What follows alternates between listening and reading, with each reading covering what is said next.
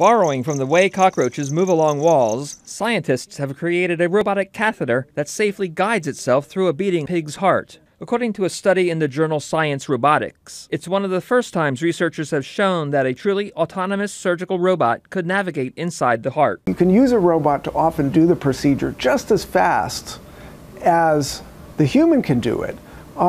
But if you're just as fast and you're not really any better, what's the value of the robot? And so we stepped back and said, well, how about if we have the robot do it by itself? And we don't want to leave the clinician completely out of the picture. So we'll have the robot perform the navigation task, getting from the base of the heart to the spot on the valve where the leak is.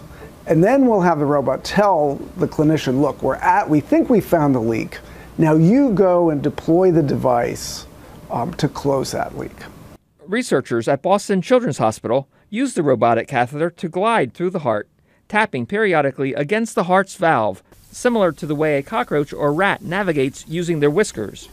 The robotic catheter tested was slower than a doctor using a joystick, but the idea is to eventually leave the routine parts of surgery to a robot. The researchers envision a day when the technology will free a surgeon to focus on more complex tasks. I use the analogy of a fighter pilot and a fighter plane.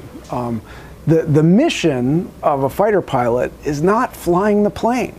The mission is to deliver a payload or do reconnaissance.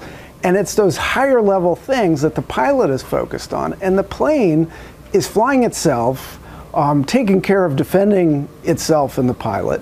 And in the same way, autonomy in robotics can take care of those lower level tasks.